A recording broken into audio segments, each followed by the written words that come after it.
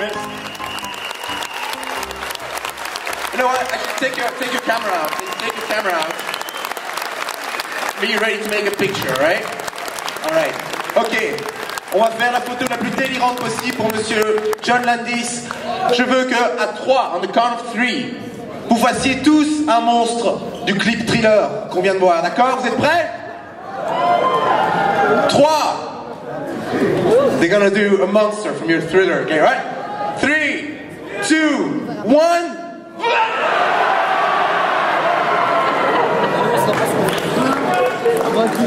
Okay, 23 back, 5 over, you suck. I was in London, my wife is curating, my wife Deborah Nadolman, who's a famous costume designer and PhD doctor professor now, and she is curating a show at the Victoria and Albert Museum in London. It opens October 2012.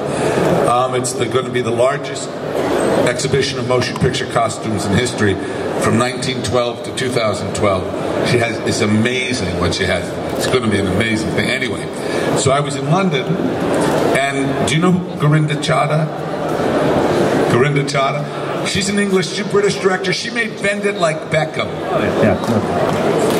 Well, she's an old friend, and she invited me to lunch, and she said, come to my office. I said, where's your office? She said, Ealing Studios. Really? Because it was the only studio in England I'd never been to. And it's the only studio that's actually in London. You can take the tube to Ealing Studio. Every other studio is outside London. And Ealing, do you know Ealing? I mean, they made great films in the 40s and 50s. And they made probably the best portmanteau horror film ever made, which was called Dead of Night. It's great. And especially in the early 50s, they made many black comedies with Alec Guinness. The Lady Killers, Kind Hearts and Coronets. Have you ever seen Kind Hearts and Coronets? Dennis Price. Seen it, but it's brilliant. This is a movie, you should see it. Kind Hearts and Coronets. It's a very elegant, very stylish, very witty comedy about a serial killer. And it's so black. They made I'm All Right, Jack and The Lavender Hill Mom. I mean, lots of these dark comedies. So I wanted to see Ealing. They went out of business in the late 50s, like 1960. But the studio, it's 3 or 4 stages. It's very small. The BBC used it. It's where all the Monty Python television shows were shot, and it's been used since. And this guy named Barnaby Thompson with some other people bought it like 10 years ago as a real estate deal, and now they're starting to make movies. So what happened was I was visiting Gorinda because I wanted to see Ealing, and she introduced me, this 2 years ago, she introduced me to this guy, and he said, are you the filmmaker? I said, yes. He said, I have a script I'd like you to read. So I said, okay. And it was this, written by Piers Ashworth and Nick Moorcroft. And what attracted me about it, really, is the real Burke and Hare, despicable, horrible, I mean, really villainous, messy, and, I mean, terrible people. And it's completely inappropriate material for a romantic comedy. And the challenge, which I like, is to take these villains and make them sympathetic. It's genuinely perverted, so that's what appeals to me about it. And they were immediately attracted to an American doing this story? Yeah, I don't think the nationality of a filmmaker has anything to do with anything. But it's a very British comedy, isn't it? It's British. I don't know, is Animal House a British comedy? Why not? It's more lively. I don't know. I don't hold by that. I think that's silly. I really do. I mean, you know, some of the great American comedies were directed by Ernst Lubitsch or Billy Wilder, or, you know, I just don't. It's you know, who's American director? People like what's his name? You know, now he's Chinese.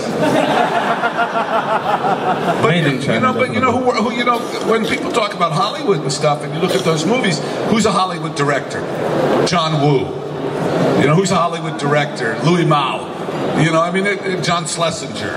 I'm serious. You know, Edgar Wright. I think that's dumb. It depends on the property. And I've always taken pride in the fact that I hope I don't have a style. I mean, I don't want people to say, oh, that's because if you look at Thriller or you look at the Blues Brothers, I don't want you to go, oh, those are made by the same guy. Or Trading Places or Three Amigos or whatever movies I made, Into the Night or American Werewolf. I hope you don't go, you know. That's definitely something to say about your career and your films. They're all very, very, very different. So. Well, that's a compliment. Yeah, because you actually more or less attempted every genre at this. I've tried. You know, directors get typed just like actors. So, because I've had great success in comedy and horror and musical, that's all they'll give me money for. If I try to make, you know, I'd like to make a Western. You know, I love Westerns, or I love, you know, whatever genre, I don't care. And it's interesting to me, this thing that, and the executives do it, the producers do it too. They say a director, he makes big movies, or she makes small movies, or it's complete horseshit. Because a director's job is exactly the same. If it's a $200 million movie or it's $1 million movie, the job is exactly the same. And if it's a comedy or a horror picture or whatever, the job is exact. You tell a story through the juxtaposition of them, it's the same. So I've never understood that kind of typing. As a director, you put creativity into the process, no? You try to get the best out of the actors and... No, but that's my point. It doesn't matter the genre. The director's job is the same. And people do not understand that. And also people have trouble when you don't, they want to categorize. Do you know, how do you say categorize in French? Okay. It's like label. It's like this goes in this department. So, you know, I wrote like American Werewolf in London. I wrote that in 1969. But I made it in 1981 because everyone who read it said, what the fuck is this? Is this funny or is this scary? It's both. I think that's your biggest talent, that you're one of the few directors I know who actually combines comedy with another genre, because it's a horror/comedy and it's all. I don't think it's a comedy. I don't intend it to be a comedy. I want it to be very funny. But it is very, very scary.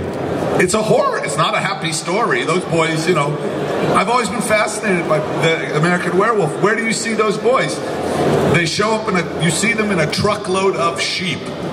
And where do they go? The slaughtered lamb. You know, it's not subtle. They're dead from the first frame.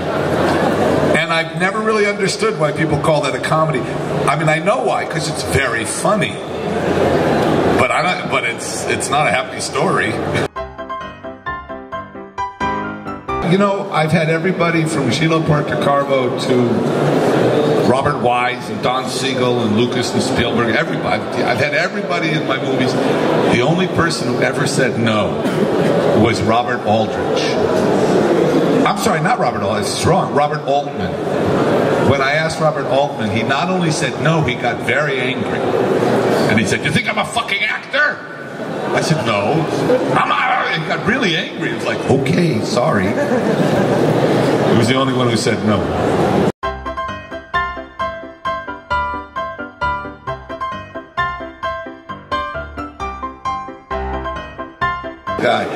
I'll tell you something. Did you know that Bruce, he was so frustrated with his career in America. He was, I don't know, did you know he was American? He was born in Seattle. But as a child, he went to Hong Kong. He was a child star like Shirley Temple. You ever seen those Bruce Lee movies where he's a little boy? Amazing, singing and dancing. Anyway, he wanted to be a movie star and it just wasn't happening. And so he wrote, do you remember the TV series Kung Fu? Bruce wrote that for himself. And they hired a white guy. They hired David Carradine. And he was so angry, he said, take my name off. And he took his name off, but he kept the money, but he took the name off. And he went back to Hong Kong and became, you know, a huge star. And but there's only one movie where you hear his voice. There's Enter the Dragon.